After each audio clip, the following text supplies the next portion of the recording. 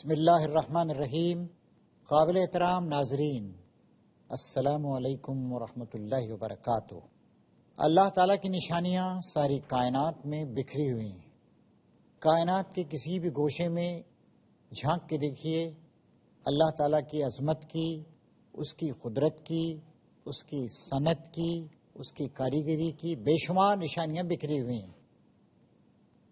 اللہ تعالیٰ کی نشانیوں کو سمجھنے کا ایک اور مرکز خود ہمارا جسم ہے. انگریزی میں دو الفاظ استعمال ہوتے ہیں، میکروکازم اور مائکروکازم. میکرو یعنی بڑا، میکروکازم یعنی کائنات اکبر، مائکروکازم کائنات اصغر. ہمارا بدن یہ کائنات اصغر ہے. اتنی اس کے اندر پیچیدگی ہے، اتنے اس کے اندر سسٹم کام کرتے ہیں، اور وہ سارے سسٹم نظام ایک دوسرے کے ساتھ اس طریقے سے مربوط ہیں اور ایک دوسرے کے ساتھ مربوط انداز سے ان یونیژن مل جل کے کام کرتے ہیں کہ انسان اللہ تعالیٰ کی ایک بہت ہی عظیم مخلوق بن گیا ہے. لیکن افسوس کی بات یہ ہے کہ انسان اپنے بدن پہ جس حد تک غور کرنا چاہیے اتنا غور کرتا نہیں ہے.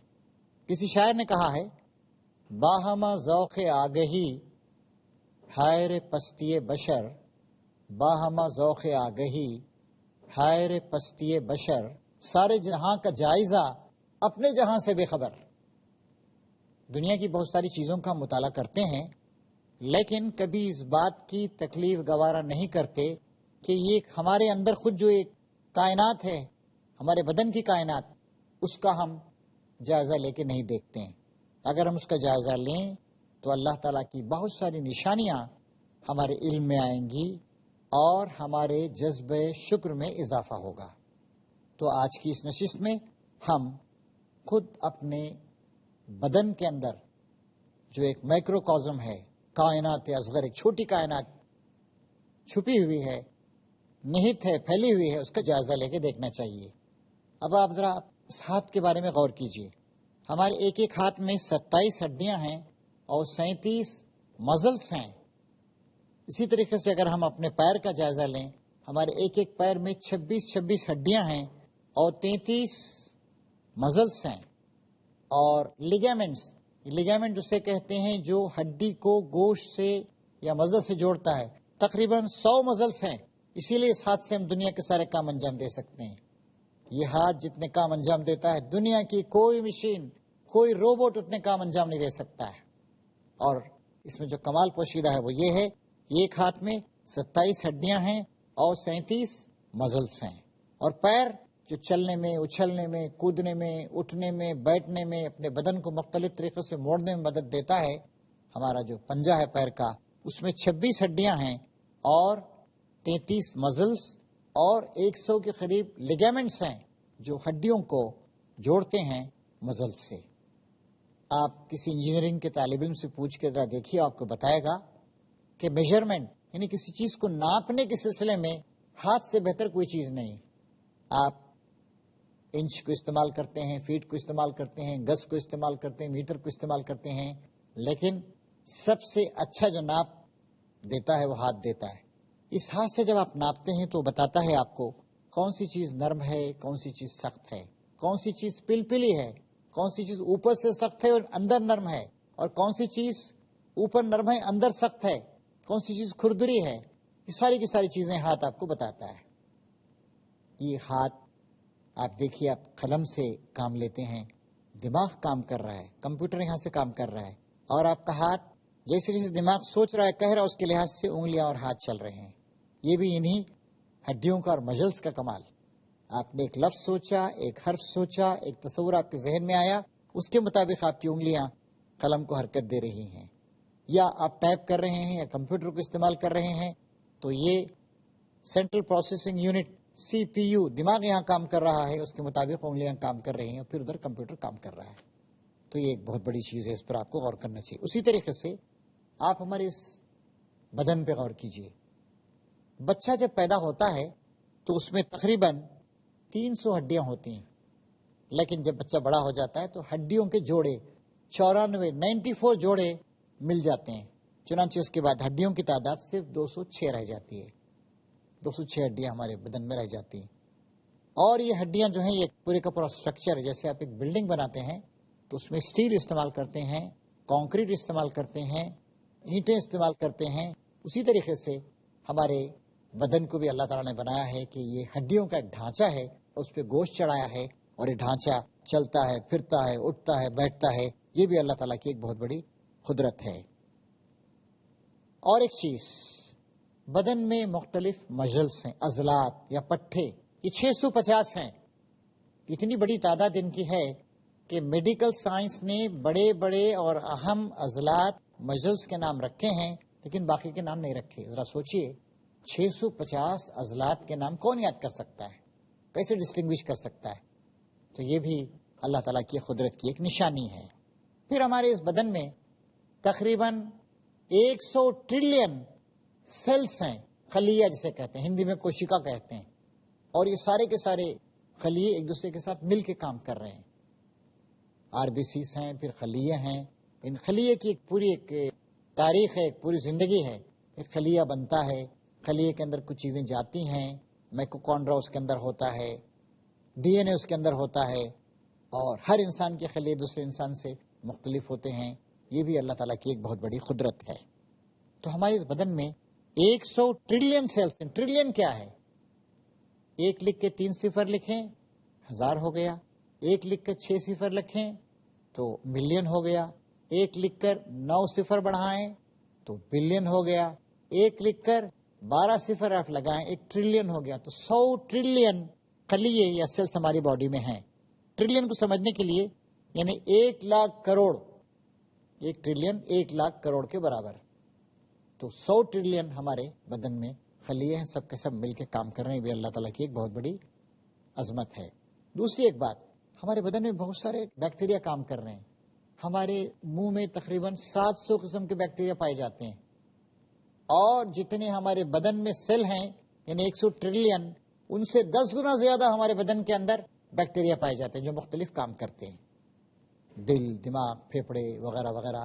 ہاضمے کا پورا نظام بیکٹیریا کی مدد سے چلتا ہے، اور انسان جو فضلہ خارج کرتا ہے اس میں 50% بیکٹیریا ہوتے ہیں۔ یہ بھی ایک بہت بڑا کام انجام دے رہے ہیں۔ ابھی چند مہینے پہلے ریڈرز ڈائجسٹ نے ایک مضمون لکھا تھا، اور اس مضمون کا عنوان تھا کہ most powerful bacteria which are controlling the universe, most powerful thing in the universe. اس نے بتایا تھا کہ جو ہمارے کچھ راکٹس وغیرہ بھیجے گئے، سیٹلائٹس، ان کے ساتھ کچھ بیکٹیریا بھی چلے گئے تھے۔ وہ بیکٹیریا سوکھے، وہ جاڑے کا شکار ہوئے، وہ اسپیس میں گئے، لیکن مرے نہیں، دوبارہ زندہ ہے وہ۔ اس طریقے سے انسان جو جیتا ہے بیکٹیریا کا ایک بہت بڑا کارنامہ ہے۔ ایسے بیکٹیریا پائے جاتے ہیں، اب تحقیق ہوئی ہے کہ سمندر کے اندر جہاں کھولتا ہوا پانی کہیں کے نکلتا ہے وہاں بھی بیکٹیریا زندہ رہتے ہیں۔ یہ بیکٹیریا بہت سارے کام انجام دیتے ہیں۔ تو یہ بھی اللہ تعالیٰ نے، ان کے ذریعے اللہ تعالیٰ بہت بڑا کام ہمارے اندر لے رہا ہے۔ پھر اس بات پہ غور کیجئے، انسان کے بدن سے ایک وقت میں جو منی نکلتی ہے، سیمن، اس کے اندر 20 سے 30 کروڑ تک سپرمز پائے جاتے ہیں۔ ایک سپرم سے ایک انسان بنتا ہے۔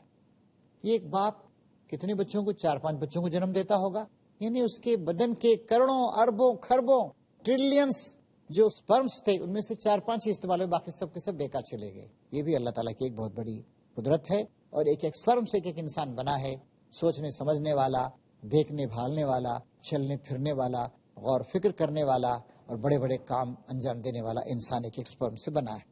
اب اس کے بعد آئیے ہم ذرا اپنی ہتھیلی کا جائزہ لیں۔ ہماری ہتھیلی کے 1 اسکوائر انچ کو اگر آپ لے لیں تو 1 اسکوائر انچ میں جو کیپلری چھوٹی چھوٹی شریانیں ہوتی ہیں، یعنی ایک آپ چھوٹی سی سوئی بھی چبوئیں تو وہاں سے خون نکلے گا، شریان ہے وہاں پر، کیپلری ہے۔ تو اس طرح کی تقریباً جو کیپلریز ہیں ان کو آپ جوڑیں تو 9 فیٹ کیپلریز پائی جاتی ہیں۔ اسی طریقے سے 1 اسکوائر انچ میں 9000 نرو اینڈنگز ہیں۔ نروز کیا کرتے ہیں؟ یہ آپ کے احساسات کو لے کر دماغ تک پہنچاتے ہیں۔ سارے نروز جو ہیں وہ چلے جاتے ہیں یہاں آپ کی ریڑھ کی ہڈی میں، پھر ریڑھ کی ہڈی سے وہ دماغ میں جاتے ہیں۔ دماغ کو ساری کی ساری باتیں ہر وقت معلوم ہوتی رہتی ہیں۔ پھر اس کے بعد اس میں نرو سینسرز ہیں، سینسر سینس کرنے کے لیے، احساس کرنے کے لیے۔ چنانچہ 1 اسکوائر انچ میں درد کو محسوس کرنے والے 600 سینسرز ہیں، پریشر دباؤ کو محسوس کرنے والے 75 سینسرز ہیں، اور ہیٹ گرمی اور سردی کو محسوس کرنے والے 36 سینسرز ہیں، اور یہ سب کے سب ہر وقت آپ کے دماغ کو احساسات پہنچا رہے ہیں، اور احساس بھی نہایت تیزی کے ساتھ 200 یا 300 کلومیٹر فی گھنٹے کی رفتار سے یہ احساس دماغ میں جاتا ہے. دماغ کو معلوم ہوتا ہے کہ کہاں کہاں کیا کیا ہو رہا ہے، ہاتھ میں کیا ہو رہا ہے، گھٹنے میں کیا ہو رہا ہے، پیر میں کیا ہو رہا ہے، چلتے وقت کیا ہو رہا ہے، زبان میں کیا ہو رہا ہے، کان میں کیا ہو رہا ہے، اور دماغ اس کے مطابق فیصلے کرتا رہتا ہے.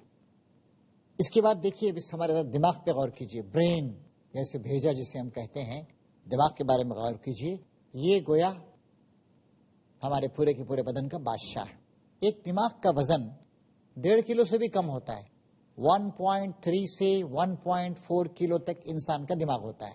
زیادہ سے زیادہ 1.5 کلو ہوتا ہے، یعنی 1.25 کلو 1.5 کلو ہمارا دماغ ہوتا ہے. ایک آدمی کا ویٹ 50 60 70 کلو ہوتا ہے، اور یہ 1.25 یا 1.5 کلو کا دماغ ہوتا ہے. لیکن یہ دماغ ہی ہے جو راجا ہے، بادشاہ ہے، حکومت کرتا ہے.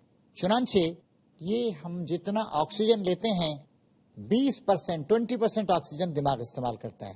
بدن میں جو ہمارے 4.5-5 لیٹر خون ہے، اس کا تقریباً 20% استعمال کرتا ہے، اور جو ہمارا بلڈ ہے اس کا بھی 20% اپنے زیر استعمال رکھتا ہے.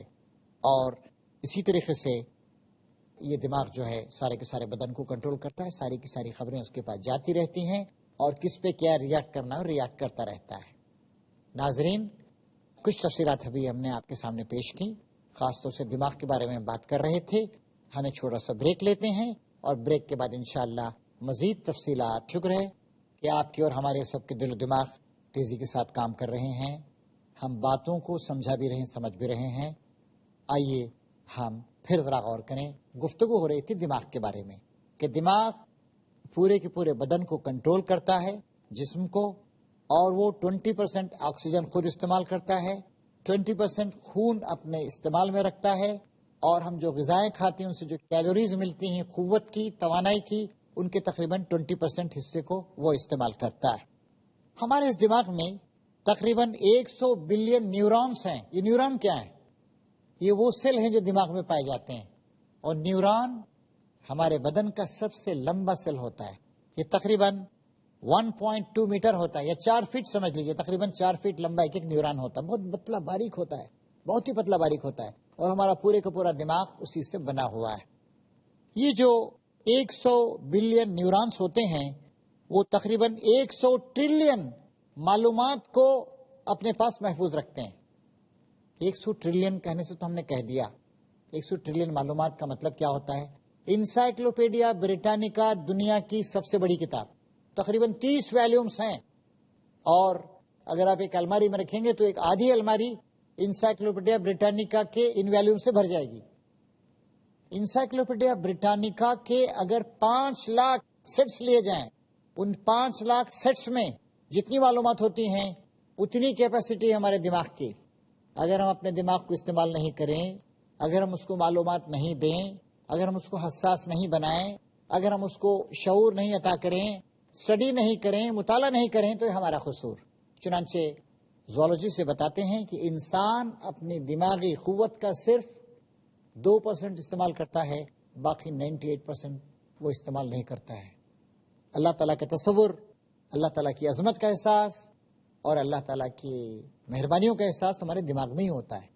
اور اگر اس دماغ میں ہم بیکار قسم کی معلومات کو بھریں، تھرڈ کلاس قسم کی چیزوں کو بھریں، بیہودہ چیزوں کو بھریں، پورنوگرافی کو بھریں، تو یہ دماغ اس کے بعد کمزور ہو جاتا ہے، اور پھر کسی اچھی چیز کا تصور کرنے کے قابل نہیں رہتا، گرتا چلا جاتا ہے، اور ایک پاگل کا جو دماغ ہوتا ہے اس طرح کا دماغ ہو جاتا ہے. اللہ کی سب سے بڑی نعمت ہے، ہمیں اس کا زیادہ سے زیادہ فائدہ اٹھانا چاہیے.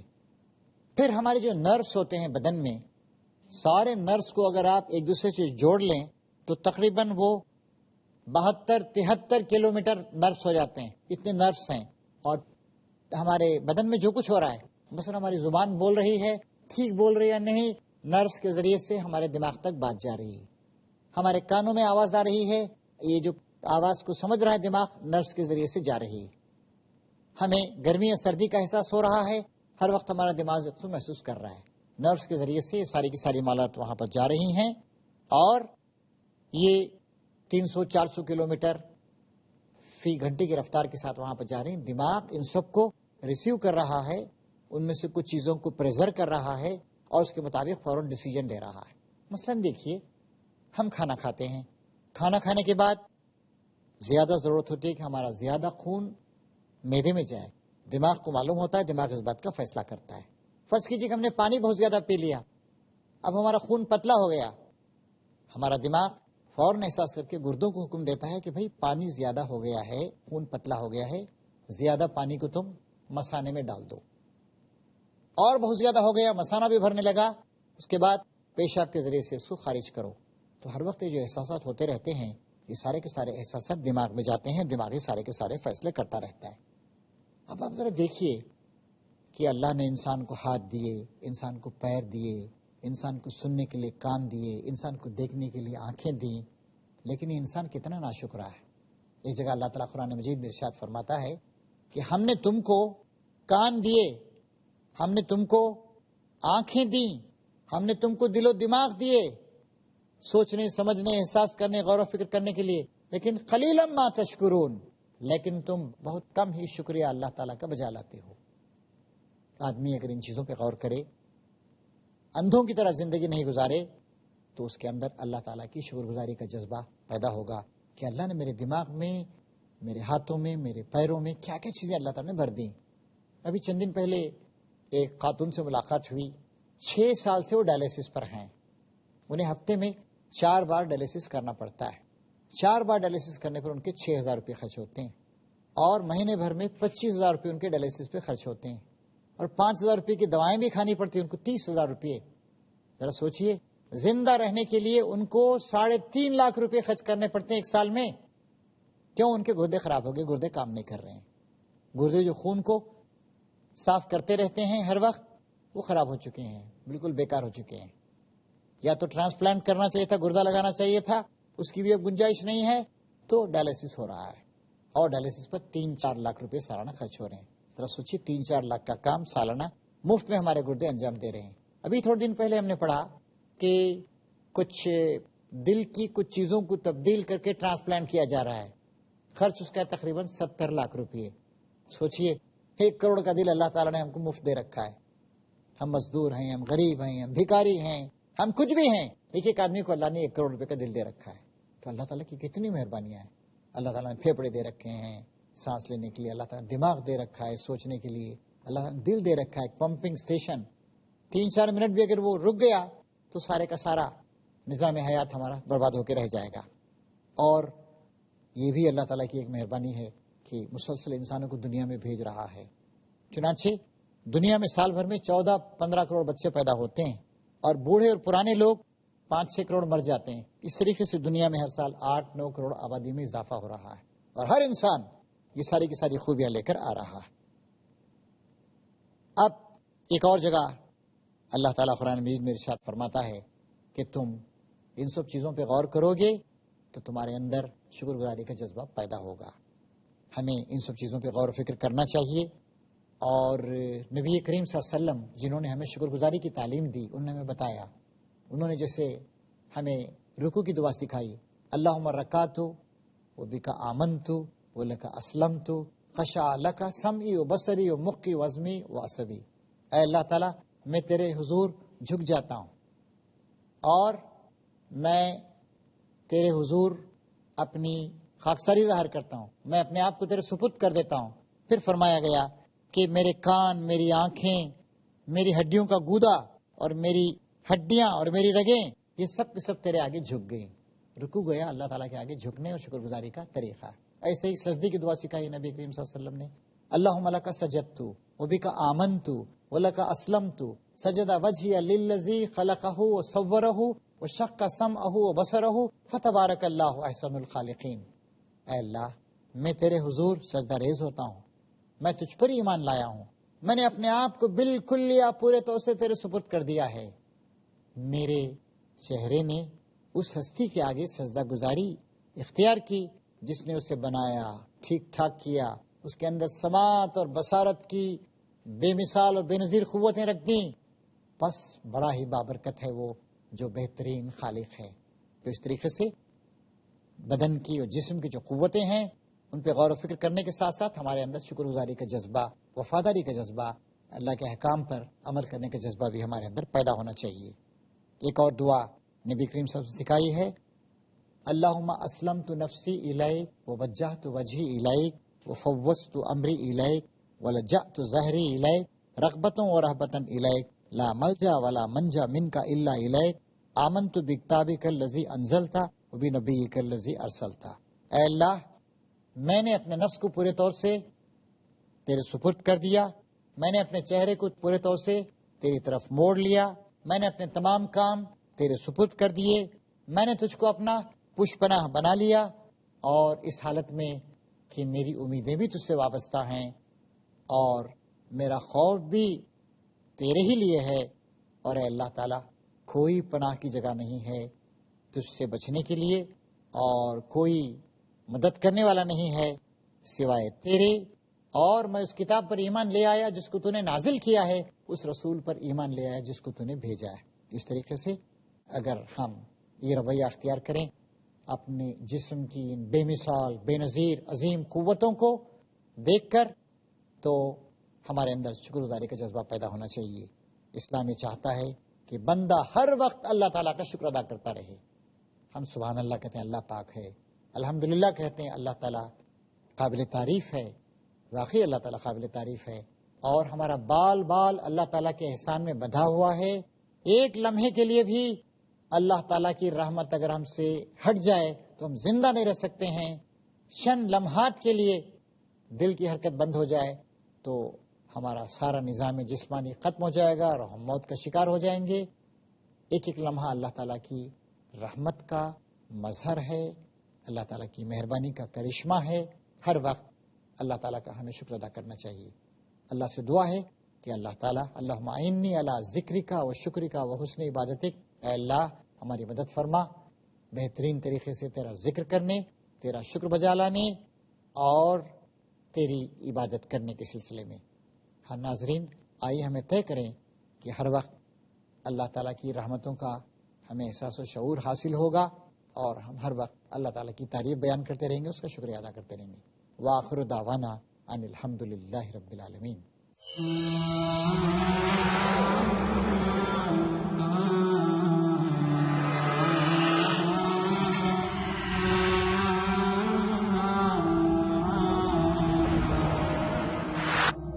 یا الہی